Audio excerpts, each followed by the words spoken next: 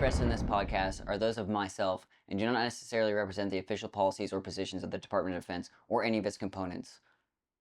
The information provided is for informational purposes only and does not constitute any official Department of Defense guidance or policy. These are my views and my experiences, and I'm just out here sharing them with you.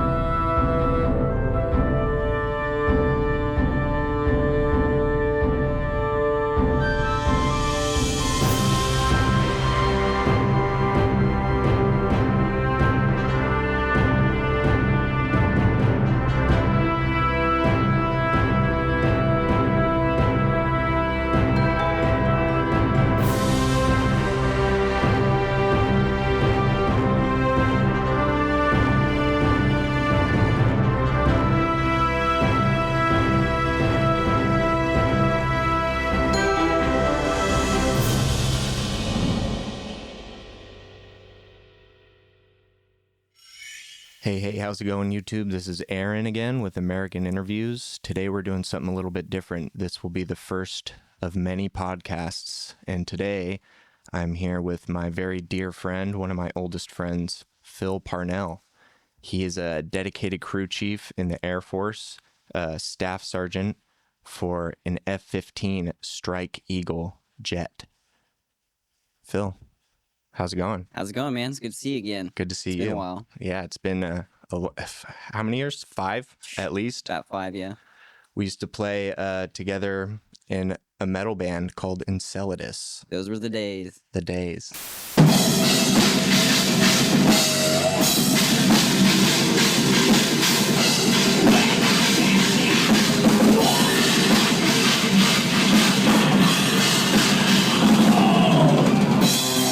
The good old days.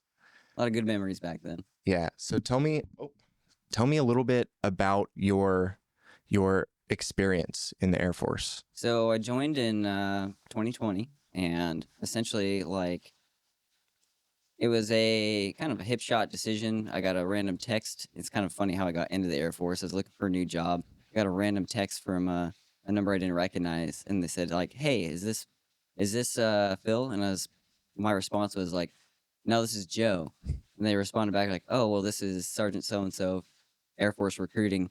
Then I was like, I just thought maybe I should actually just talk to this guy. So I was like, told the recruiter, I was supposed to go for a Joe Mama joke there, but it ended up landing me in the Air Force. And Right. so I pretty much just went through all the recruiting process. Then the COVID times happened and kind of delayed my entry a little bit, but So you joined right before COVID happened. yeah. And then so the process was a little delayed, but I ended up picking a job, which is kind of interesting because the guy, once the lockdowns happened, he was in the Philippines.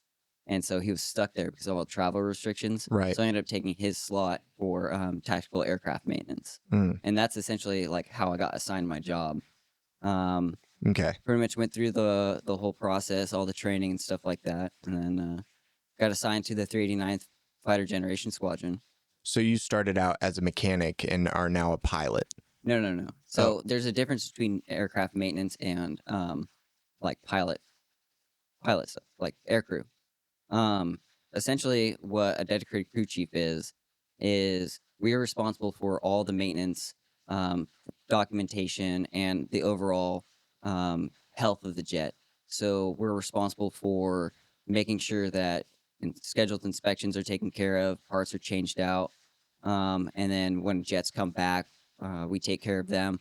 And we're essentially the first and final line people for aircrew when they go out and do their missions. We're the ones who sign off that jet, say this jet's good to go. And so we have a really, really strong relationship with the aircrew. And this is something that's a legacy that goes back all the way back to World War II and even the Wright brothers. So it's a really huge responsibility, and I have a lot of pride in what I do. And I won't say it's the easiest job I've ever had. It's long hours and all that kind of stuff, but there's a lot of pride in it that I have. Yeah. Sounds like maybe Boeing could use one of those teams. Yeah, I have some choice words for Boeing because they're the ones who are. McDonnell Douglas took over the F-15, or they invented it, but Boeing took over the F-15, and it is an engineering nightmare. Really? Yeah, What it. what what do you dislike about it? Oh, there's just so many. The F-15 is a complicated system, um, but it's a very it's big. It's got fail safes for fail safes, and then there's also the elements of, some things are measured in pints, half pints, whatever that means, and it's just, I don't know. It's too many. It's an overcomplicated system, Right. but I mean, what that jet performs out there is, it's the best jet. Yeah. Sorry, F-22 guys. So, what when was your first deployment? I was deployed in the year of 2022 to 23. 22 to 23. And are you allowed to disclose any of the places that you went? I can talk a little bit about that, yeah. So where the places that you can talk about, where did you go? So I did time in Jordan, UAE, Israel, and then a little bit of time in Bahrain. When were you in Israel? This was in 22. 22. Or 22 and 23. So before the current conflict Correct. started. Right. So tell me a little bit about your time overseas. What's the experience like day to day for a typical crew chief? What's that like? So for the most part, we're just making sure jets are in the air, pulling security for the ATO, which is just the air tasking order, um, and doing whatever, like a lot of like air interdiction stuff, because of like drones and stuff like that. So there's air interdiction, and if it comes to it, like strike missions. Yeah. And so, as far as the typical day, it doesn't change from what we do home station. Like, we train to deploy, and so what we do overseas is the same stuff that we do home station. Yeah. Have you had to carry out any strike missions? We were part of a few. Yeah. I can't talk too much about them though. No. That's all right. Staying up to date with events around the world can be difficult, where it's impossible to consult one single source for the full story. Narratives that shape public opinion often just reinforce media and corporate-backed vested interests. Information is released faster than it can be verified, and reporting often favors clickbait content over high-quality journalism. It's hard to know what information to trust. That's why I've been using Ground News. Ground News is an app and website that combines news from around the world in one place so you can compare the coverage. For every news source, you can see if they have a political bias, how reliable the reporting is, and who owns them. They even have a blind spot feed that highlights news that is being disproportionately covered by one side of the political spectrum or the other. Get news from thousands of sources worldwide in one place. See who is funding each publication, compare coverage, and think critically about the information you consume. Verify your information and know where your news is coming from. Personally, I've been using Ground News for their bias tool. I love to compare and contrast headlines and see what kind of diction they're using from one side to the other, and usually you can find a pretty implicit bias in just the words that they're using. I also use the bias tool to help me formulate video ideas and approach the public in a more neutral way. So head on over to check.ground.news/americaninterviews or subscribe through the link in the description to get 15% off any subscription. I personally use the Vantage plan to get unlimited access to every feature. Your subscription not only helps American Interviews grow, but it also supports Ground News as they make the media landscape more transparent. Now let's get back to some interviews. What is base life like when you have downtime on base? What is that like? It's pretty normal. Like, you go, you do your job. For us, we have kind of like a shifting schedule because we're based off of flying schedule. Yeah. So we are usually beholden to whatever the flying schedule is. It's usually like 8 hours, but normally we work about 10, Monday through Friday. occasional weekend duties depending on how the jets behave. But other than that, like base has a lot of amenities. It's kind of like your own little personal town. My base, Mountain Home, it's a small base, so we don't have like a lot of like some of the things I've seen at other bases. Like some have like I don't know, Chick-fil-A or something like that. Wow. L- Really? Uh, maybe not Chick-fil-A, but I was definitely gonna like say, damn. Chipotle. Like some bases have like Chipotle. Some bases have just about every base has like a bowling alley, That's cool. and movie theater. Um, That's cool. so there's a lot of stuff that's like kind of provided. Like definitely a golf course, and um, ours has like Is that a how shooting Biden got range. his handicapped to 6 Oh God. playing with the troops? Oh, I hear every day playing with the troops. I can't speak to that. Guy's my boss, so Okay, yeah, that's true. That's true. um, Do you play golf? I've done Top Golf. Yeah, I'm not a I'm golfer. I'm not either, but I have a lot of fun at it. It's definitely fun. It's something like Joe Rogan says he doesn't play because it's dangerous. He thinks he'd get addicted to it, and I think I would too. It's like a time suck. Everybody who gets into it gets super into Gets it. super into it. So Yeah, I don't really have much of a swing, but and I don't like the clothes. yeah. But I love to drink some beers and whack a ball at Top Golf. So Right. Anyway, base life. um, so yeah, on base, it could be a little annoying because going on and off installation, you have to check in at the gate, and it's just kind of an inconvenience. But it's pretty normal life. Yeah. Depending on how you live, like I was never in the dorms, so I as soon as I got on station, I had a house provided to me, um, and so it was just a nice little small. Actually, it wasn't even that small, but it was a 2 bedroom, garage, and And that's when you're in the States. yeah, and so it's similar overseas, like when you're like stationed overseas. So like, a lot of the friends that I have that were stationed over in Japan, they would have a lot of similar experiences. They had their own base housing, and you're even allowed to live off base too.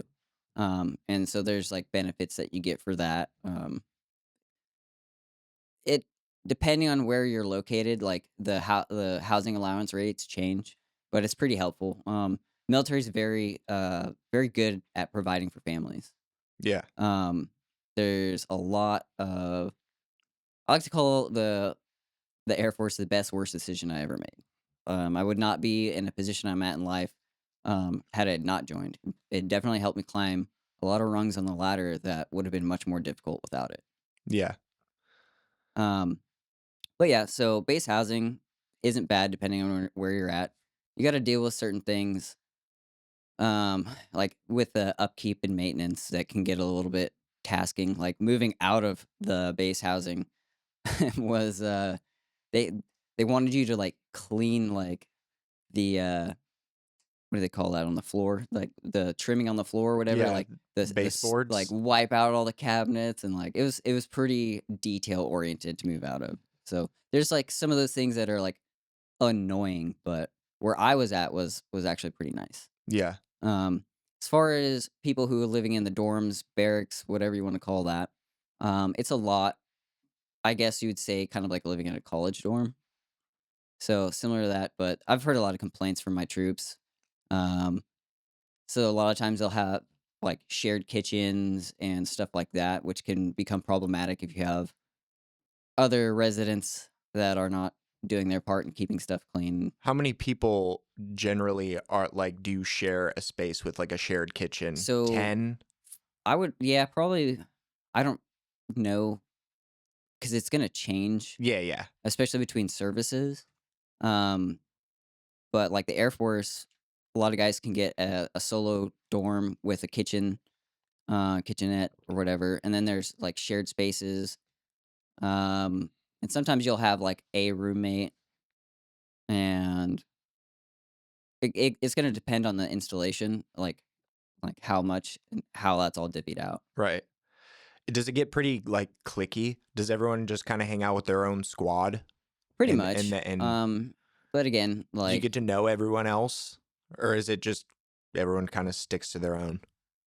um, it really depends. Because like crew chiefs, we definitely tend to hang out with more crew chiefs, and then you have like your like avionics guys who are like they tend to stick with their circles. But I mean, we're all like there's a lot of camaraderie too. Yeah.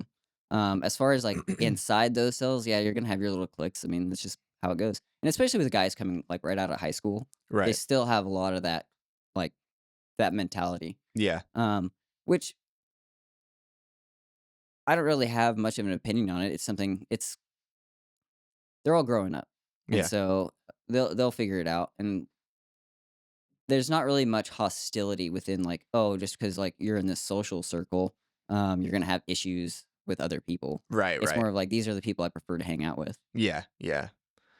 And so like I haven't noticed any time where that's really impacted our effectiveness. For sure. What do you guys do like off time? You go when you go off base. Can you go off base? Yeah, I can go off base.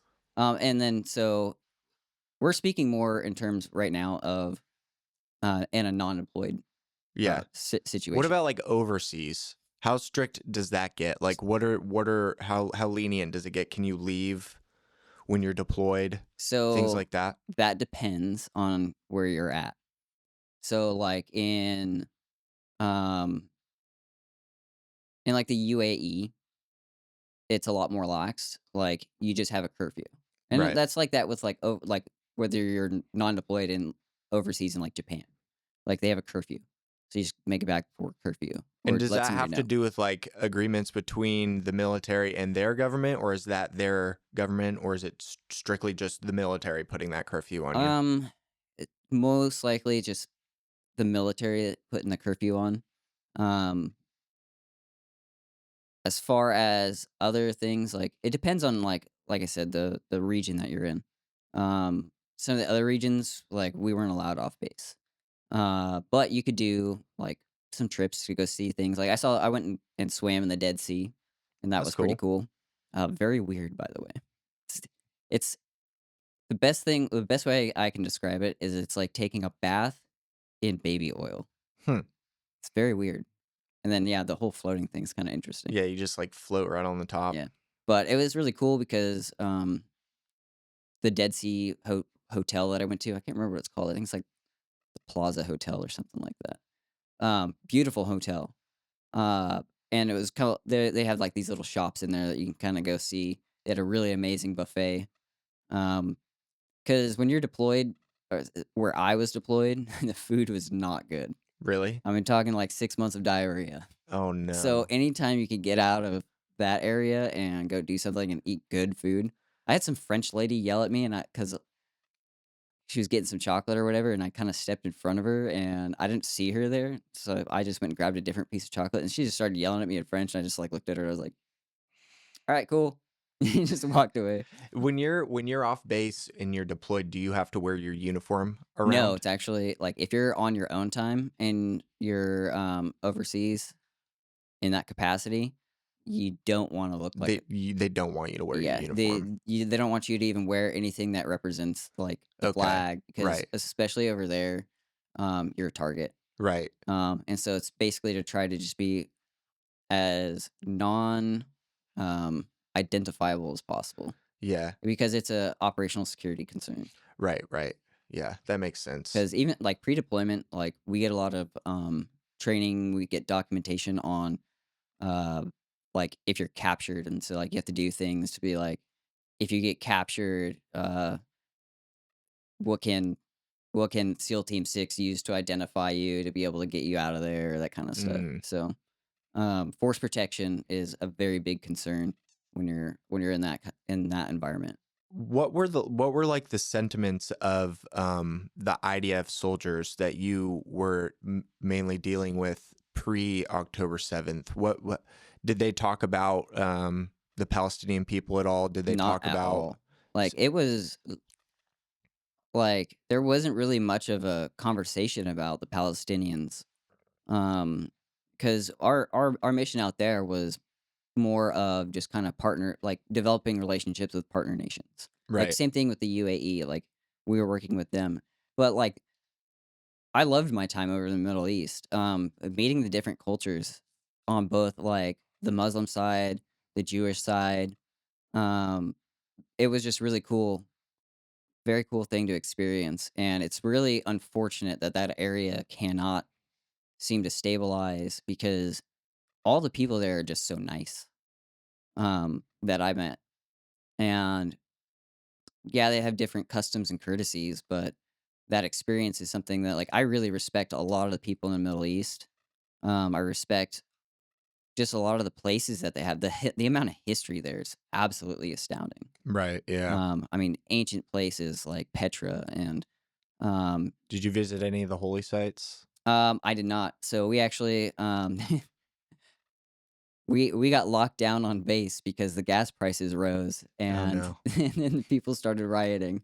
Oh And well. so they're like, "Yeah, we're not moving. We're not letting anybody off base at this time." So it's like if people rioted in the United States every time gas prices rose, that would be a sight to see. Yeah. Yeah. That would be every day. um, but yeah, so as far as sentiments from the Israelis, I don't think that there was any like inherent disdain towards them. I think what everybody really wants is just to live and exist, and that's the sentiment I get from the like the Jordanians that I worked with. Is everybody's got families, they got jobs, they're doing their thing, and that's all they want. They just want to live. But we have all this, you know, um, I don't know what you call it, but you have all these people starting wars for all these conflicts, and I think a lot of the civil unrest or geopolitical unrest is, I don't know, it's kind of silly. It's all money. It's Yeah. the military Well, industrial think complex. about like It's us, like what we're doing over there in terms of like with the Cotter Turkey pipelines and stuff like that. Um, like that, like we're providing security for something that they don't want to have happen in their country.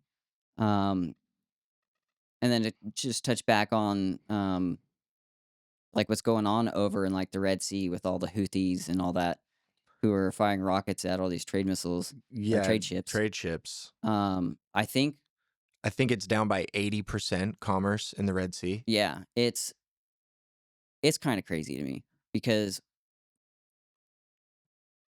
they're realistically they're pissed because of what Israel's doing, and we're backing Israel on that, which I support as well.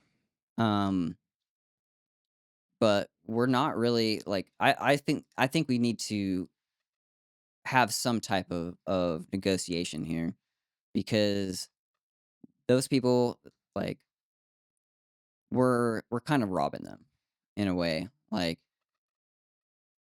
it's hard to say that like oh we don't belong there, but because they are a trade like a major trading like route. We do need to secure that, but they are not being listened to. I don't necessarily agree with their terms. Israel does need to finish their fight, but we need to, as a world leader, be the dad in the room, and and that's what I could say about the Palestinian, um, Israel conflict. Is we need to be the dad in the room and figure out how are we going to stop this from happening because by all we're really doing at this point in time is kind of just putting gas on a fire. Prolonging. Yeah, because that's that's the America that I like to see in the world. Not to say that we should be the world police, because that'd make me very busy.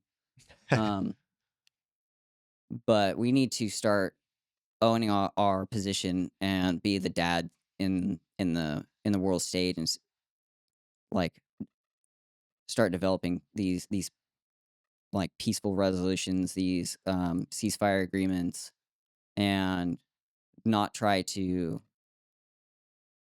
uh, prolong all these conflicts. Right. Yeah, but that's simply not possible. How can we make money if we don't prolong these conflicts, right? That's going to be the sentiment from a lot of these people that are calling the shots. That you're messing with their pocketbook. Yeah, that's that's the unfortunate part. and we see a lot of that in the military as well. Just how the fund, like how and where the funding goes. Yeah, I was going to bring this up earlier. I was listening to a story the other day about someone talking about where money goes in the military and how things are so like overpriced when they write it up as costs. Like a banana is like $9. Yeah, so this is something that I actually gotta give props to AOC on. She confronted one of the DoD suppliers on, I forgot what the component was, but it was like a 400% upcharge, and she basically was holding this guy who is robbing the taxpayers blind. Right. That's coming straight out of the taxpayers' Yeah, pockets. and this is something that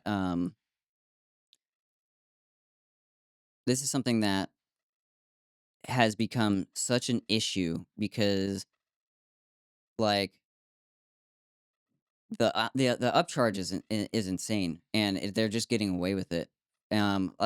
Silly example. So I had to have my backyard completely redone for before I moved out, and it cost me about $450.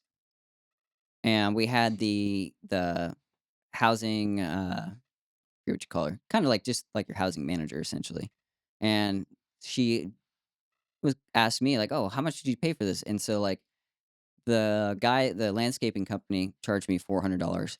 They charged them 1,500 for the same job. Yeah. And she's like, "Oh, I wonder why that is." I'm like, "It's because you're government. Government contracts are always more expensive." Right. It's like insurance and medical billing. Anything that's not super regulated or even with regulations, they're like those bureaucracies. They create these upcharges that are just insane because you can't really do anything about it. It's already built into the system, and they're both washing each other's backs. You know what I Yes. mean? So, and like a lot of the time, like they'll come out with a solicitation for whatever they need, and so it's whoever puts the highest bid in, everybody then bids down lower from that. Right. And but they're like, so you'll see companies who try to go for like a loss leader, but their initial investment to the solicitation is like, oh, you want 500 of these things, it's going to cost $25 million. And so um they like, even if they were to go, so they build their pricing into that contract, and then so within that contract they have a little bit of wiggle room, but like the army will put out whatever solicitation they need, and then people will kind of bid for it. But then you have people on that are on those boards who are like prior service, who they'll award the contracts over to regardless. Like, um, we see this with like Sig Sauer for some of their contracts. Somehow they have been winning all these new contracts within the military, and I would not be surprised to find if somebody at Sig was on previously on one of the boards for the selection. Yeah. Yeah. Yeah. It's all fishy. You know, it's like who Yeah, connections. and I mean, we see that in every like that can be aligned with everywhere else that we see in Any government, industry, any pharmaceuticals, yeah, you know, all government positions. It's all, who you know. and if you know Nancy Pelosi, you know her stock profile Yeah. Yeah. portfolio. Yeah.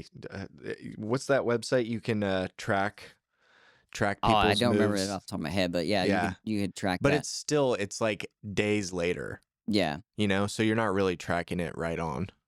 but I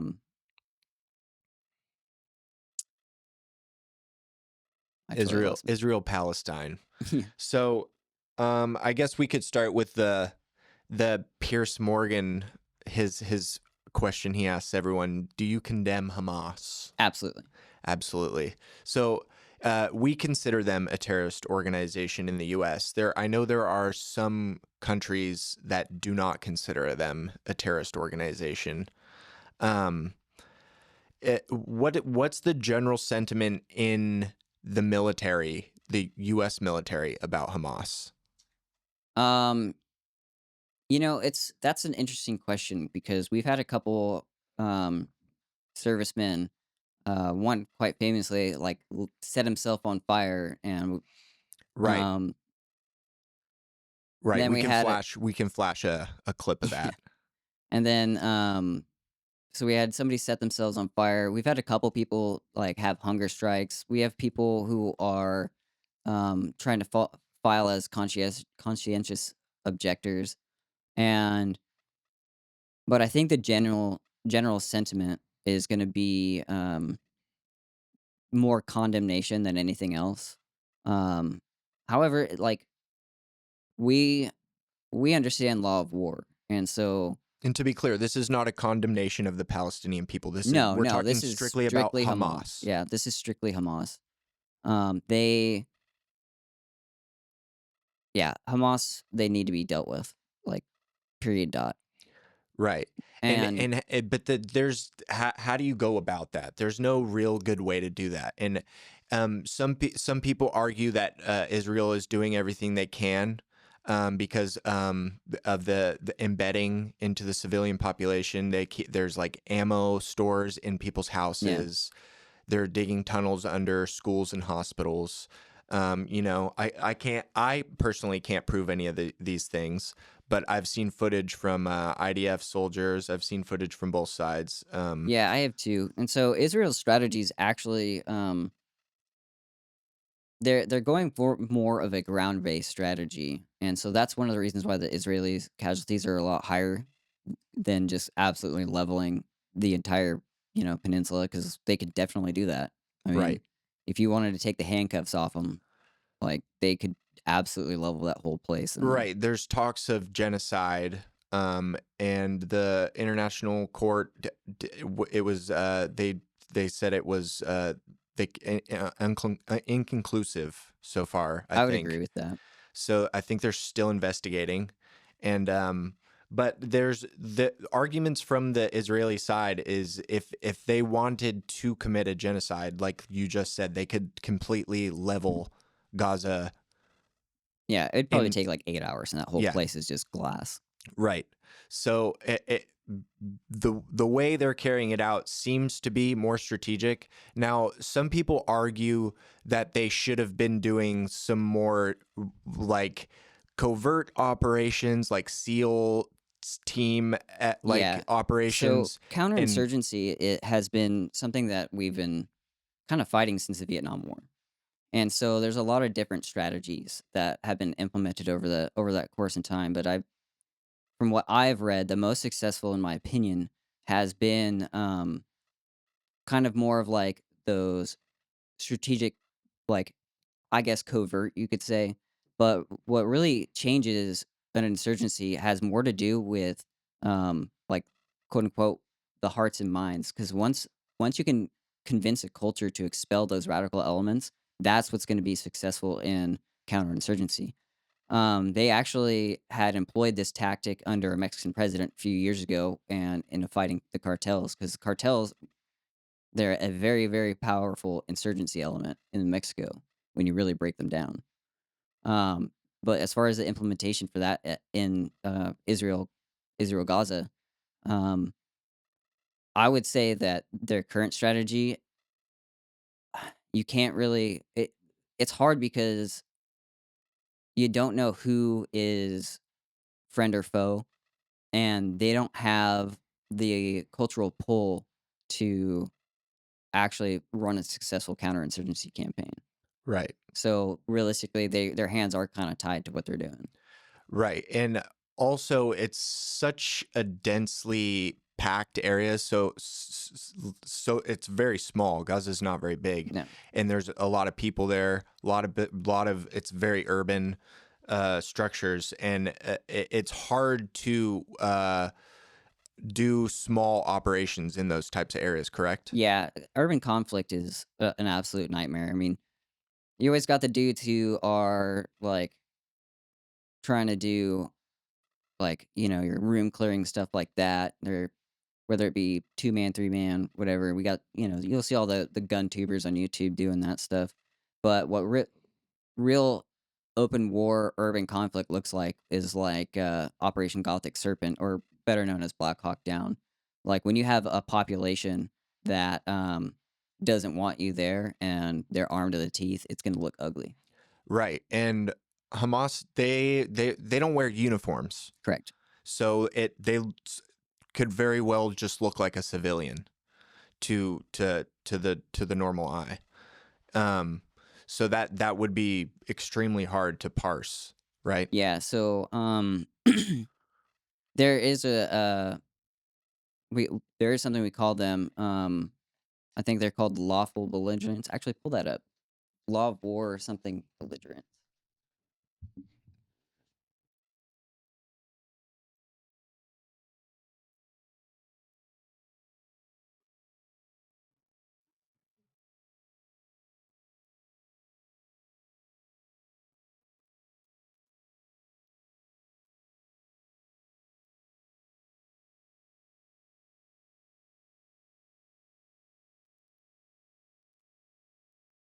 Law of war, belligerent occupation. Uh, should just be.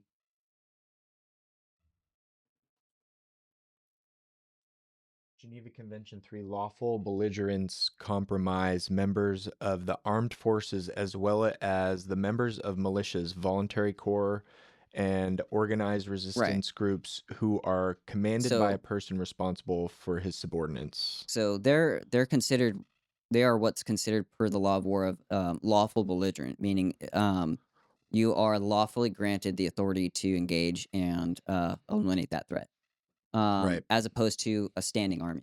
right, So it's actually codified in the law of war to engage those people. When we saw some issues back during the Iraq Afghan war, of having rules of engagement that really put our troops in jeopardy because um, my brother, when he was over there, he was he was basically told that he couldn't fire unless fired upon, and he has to identify himself. And then if he's continued to be fired upon, then he can finally engage. And so, yeah, who knows how many troops that has actually compromised, to put it nicely. So with Hamas using what's these insurgency tactics, it makes that circumstance much harder to engage. It's actually a very good tactic, and I mean we've seen it be used since Vietnam, so it's nothing new. We just haven't found a way to like really beat it. Um, right, and a lot of people like to talk about how we lost the war in Vietnam, the war in Afghanistan, and the U.S. has mud on its face. But when you actually break down the numbers, no, we definitely didn't. We killed a lot of them. The thing is particularly in the Vietnam War, we would take territory and then give it back, and then take territory. I mean, the infamous Hamburger Hill, something they would take that hill by nightfall, they'd leave it, and then by the morning, more Viet Cong were in there, and so that to me is a poor strategy. They were trying to implement a strategy of attrition to soften the resolve, but when you have, like, particularly in the Middle East, people who have such a strong religious resolve, you're not going to wear that down through attrition. In fact, right. you're just going to reinforce more of it. Right. Yeah, the saying like you kill one terrorist, you've created two or three. Yes, I've heard as high as 10. Yeah, there you go. Even that many, I would imagine. Well, and it's interesting too because after the Taliban retook Afghanistan, uh, they had a Twitter page, which was absolutely hilarious to follow before it got banned. Um, and they would kind of go and troll like a lot of the Western population. I've saved some of the tweets of theirs that were pretty hilarious. But other things that they were presenting was kind of how they were redeveloping their infrastructure. And so the problem is though, is I also saw like they banned music, and so then people caught with like a stereo would get beat down in That's so public and stuff crazy. like that. So it's That's like so it's super crazy. barbaric over there. It's like in However, Russia when they banned the Beatles, or yeah, the USSR, I should say. um, yeah. So you gotta like you gotta think like these people are very very radical in their mindset, and so to try to change it is gonna or try to soften their resolve is gonna take a lot. I don't think you could do it, to be honest. Not by force. Yeah, not by force. Not by force. Um, I don't think that, like we were saying, that's not going to do anything except for just create more conflict for the future. Really. yeah, and that's the thing too is you're just creating more enemies. Like you punch somebody in the face and you get punched back. It's gonna be hard to become diplomatic. Yeah. So, and really like just go back to October 7th. Like the reason that happened, um, socially, I'll say the reason that happened is there was people whose concerns were not being addressed, and so they take radical action. And Yeah. that's what we see all the time. And anytime there's the sense of oppression, um, it only takes so long before complaints turn to violence. Yeah. A cornered dog is only going to cower for so long. Yeah, until it starts biting back. Right. Right. So we were talking about how the Hamas militants, they don't wear uniforms, and then we were talking about the international courts finding it inconclusive for genocide, and some of the reasons that they were giving is I believe that I'm quoting this right, is that the strikes, they were saying that like some of the strikes are intentionally targeting civilians, right? Yeah. Civilian houses, but those civilian houses also were weapon stores. So that in international law, that opens up that target for a strike because it's a munitions depot. Yeah. After So that. the way strikes and things like that, they're to be decided on proportionality. And so per the law of war, there's really not a lot of stuff that's quote unquote off limits. There are things like hospitals and religious centers are the ones that comes to my mind off the top of my head. Right. Those are the two main ones. But like individual houses and stuff like that, as long as you can justify the strike and it is proportional to the mission's requirements, and that there isn't a like that civilian casualties are sufficient enough to justify that, then yeah, Yeah. I mean that's how war works. I'm sure it's case by case, but like when carrying out quick operations like that, what's the acceptable amount of civilian casualties for taking out certain So targets? that's going to come down to the word proportionality, and that's going to be determined by whatever the leadership at the time is deciding was proportional.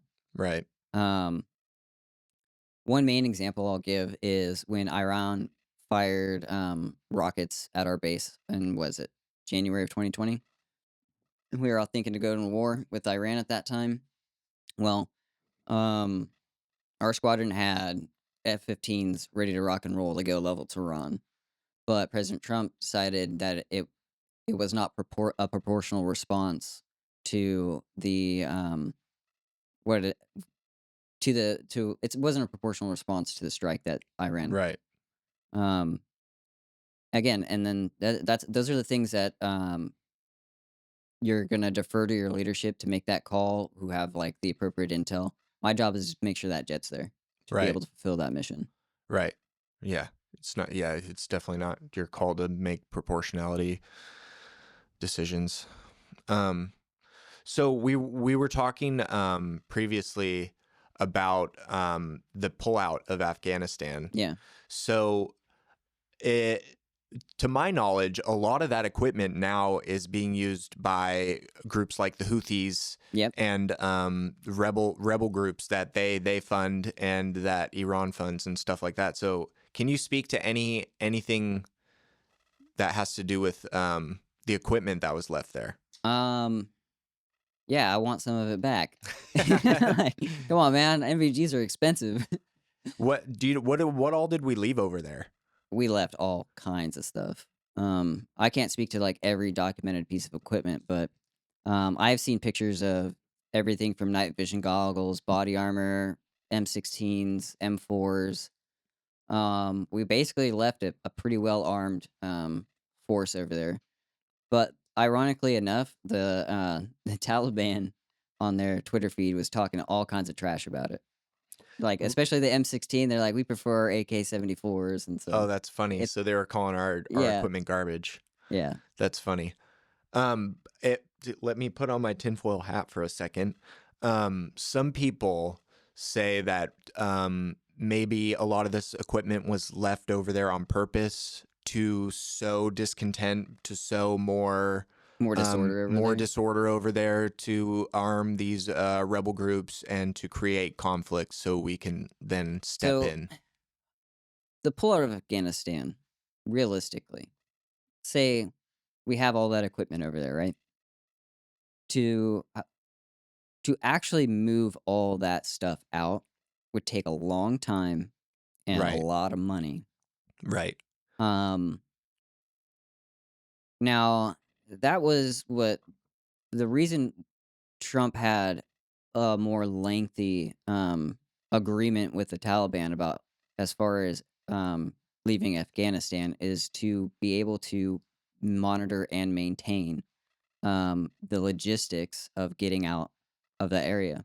right. Um, I feel like with Afghanistan under the Biden administration, it was more of an attempt at a political maneuver and ended up costing a lot more. Right, it was like a virtue signal. Yeah, and he wanted it to be celebratory on 9/11 and all that, and so, um, Mm, yeah, the Afghan withdrawal pisses us, like, service members off a lot yeah, because that it's was a disaster. yeah, absolute disaster, and it was very, um, God, what is it? Not like not posthumous, posthumous? No, that's not the word. It was essentially a terrible. God, I sound like Trump. So terrible. It's so So terrible. terrible. I mean, geez, it was terrible. Yeah, it was awful. I think that was um probably one of the worst strategic decisions that our military has done in quite a long time. Yeah, that was just a blunder. It was way too fast of a pullout. Like you were saying, I think that the slower Yeah, cuz and evacuation usually would have been a lot better. usually the way we do things is the Air Force is particularly good at moving stuff. That's part of what we do.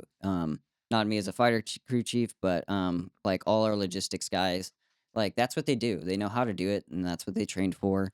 And so for it to basically kind of end up in such a horrific way, especially with all the unnecessary casualties and leaving like allies and stuff like there's still people who have American citizenship in Afghanistan, Yeah. like people that had worked with our government for, I mean, over a decade, and their families and themselves are being hunted down and um, Yeah. most likely executed. So we didn't provide any security to those people who I would consider our allies. So it's just kind of a debacle. And we left Americans over there, didn't Yeah, we? Yeah. yeah. There's actually a school that was on a mission trip that was still over there when all that went down. So Yeah. All right, folks. So we're back. I had a couple more questions for you about the geopolitical landscape here. So how do you perceive the current geopolitical climate, particularly in regions where the U.S. has strategic interests? So, right now there's a lot of focus on China in the specific. China's kind of like a very emerging threat. In both the cyber warfare is kind of the bigger concern, Right. but we're definitely ramping up our training efforts to address Chinese aggression. We see even just recently they were flying like something like 40 planes over in the Taiwan Strait. Right. Yeah, we have a lot of focus on Taiwan right now and protecting Taiwan. Although focus in the media has shifted from that. There has been barely any attention focused on Taiwan and how much we're focused over there. It's been mainly Ukraine and Israel Palestine. Yeah, and their their technological capability has, especially over in the last 10 years, has grown exponentially. Um, we call them near peer threats, and so like they have a lot of because of our trade relations, they have a lot of access to our our capabilities, and we've put most of our manufacturing over into China's hands, which is I would consider a national security concern. Um, Right. and so, but like to decouple from China is a mess on its own. Um, and one of the things that's interesting is why we have such hostilities towards Russia when Russia and us are probably a lot more likely to form a strong alliance over them because we're culturally different. And we're focusing a lot on treating Russia as an enemy when realistically we've kind of, up until the last few years, like we've been kind of ostracizing them from the world stage. Um, but when it comes to China, I don't have a lot of faith in their let me rephrase this. When it comes to China, they've been working very, very hard to kind of like gain access to a lot of our technologies to where they can kind of copy it and mimic it. Even back as far as I can remember to like 2020, they were capturing generals at LAX that had secret classified documents. You see troops selling U.S. secrets to the Chinese who are getting paid 10 to $50,000, and they've stolen and have gained access to some of the tech data for our systems and stuff like that. And then of course you have the who knows what the that hot air balloon, what kind of information it got.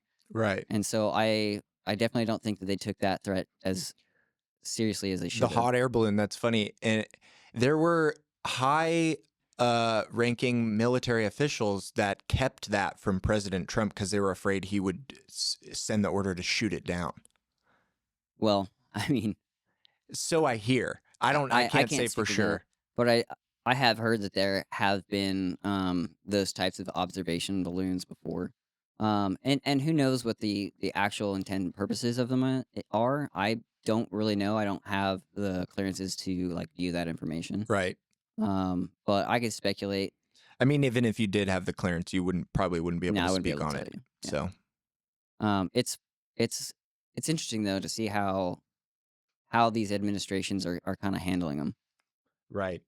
What emerging threats do you see on the horizon that might affect U.S. national security, Immigration. immigration? And more so than just like the domestic threat. I think that people underestimate what the um, the impact that it will have on our economy. You talk about the housing crisis and stuff like that. Well, these are undocumented illegal not citizens, but illegal migrants who, particularly in states like California or and New York, are housing them, and they're getting paid to be housed, and this drives up and provides scarcity for the housing market. There's people who are being told to or asked to in New York to give up hotel rooms at like 4 or 5 star, Right. Right. And then on the national security side of this coin, And there are kids being kicked out of schools so yeah, they can house migrants, and children are having to go back to virtual learning because now they're housing migrants in schools. yeah. So on the national security side of this as well is these are what they use the term fighting age men. Yeah, You military know, age men. we got a lot of terrorists coming through that are from our former ISIS. There's a lot of Chinese migrants coming through. Yeah, many Um, of the migrants coming from the southern border are not from Mexico. They're not Mexican. Correct. They're from all over the world. Venezuela, a lot of people from South America, a lot of people from Africa, a lot of people from Asia, China. There's all sorts of different Asian immigrants coming through. There's a lot of organizations working in South America, U.S. funded organizations that are teaching these people how to get up to the U.S., claim asylum. They're setting up all like routes right down in Panama.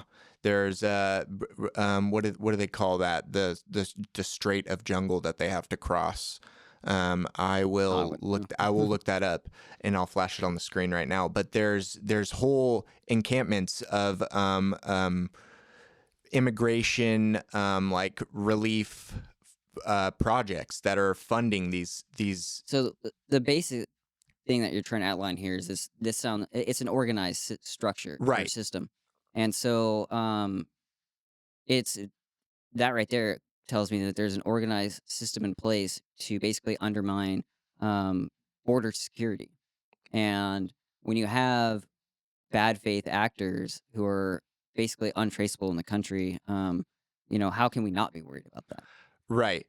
And of course, you're going to have a handful of this population that's coming in that are coming in good faith.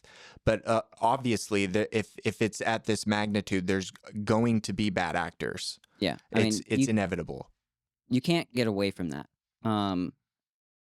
We've been seeing the cartels run this kind of stuff for the past couple decades, and so they're very good at trying to they know how to get through our borders, and even when our borders are strong, even then when it comes down to like the fentanyl crisis, and it's all being manufactured in China and brought over here. Yeah, the precursors. Yeah, all the They're precursors. supplying the cartel with precursors, knockoff precursors. There's a whole market in China that creates knockoff precursors. As soon as they're banned here in the U.S., they'll get on the precursor that was banned or restricted here in the U.S. and start manufacturing that there. And so right there, that tells you that China has a very they're very methodical, and they're trying to wear us down in a lot of different ways. Very slow game. Very slow game. I'm pretty sure everyone's heard ad nauseum the 100-year plan. Right. And there's a lot of truth to that, and I think people are going to be really shocked and surprised, even though people have been screaming from the rooftops about this threat. So that's why we really need to take a hard look at how we maintain like our border security and what we can do to protect all of the American citizens. I mean, that's my job, is to make sure that I'm ready to basically take on these emerging threats. And when it comes down to stuff domestically, it's quite concerning for me to see what is happening to the American population. Yeah. As far as the nuclear threat from Russia, we definitely need to have some type of peace going, like some type of ceasefire or something in Ukraine. Because I've talked to Ukrainian soldiers, talked to Russian soldiers, and both sides have a hardened resolve. But I think to where we're sitting at with this conflict, it's really scary how close we are to like having the potentiality for nuclear war, and that's something none of us want. Right. They're already talking about tactical nuclear strikes. Yeah. And so the one thing too, like all the nuclear capabilities that we have been aging. They're full of bugs, all kinds of problems. But on an actual, if we ever actually did get into conflict, I mean, our job is to make sure they work. So yeah. Do you see any solution to that conflict in Ukraine? Putin has suggested that drawing the lines, the territory lines as where they are right now, which would Kiev would fall into Russian territory. So do you think that that's plausible? Do you think that that's a real solution, or do you think that there needs to be something else on the table? So that's you really got to look and start like reading about Russian history, all the way back to like World War One and the Bolshevik Revolution, because you'll see all these lines that are being drawn um, are kind of going back to that era. Now, as far as today's conflict, if you want to really understand today's conflict, I mean, we could talk for an hour on that.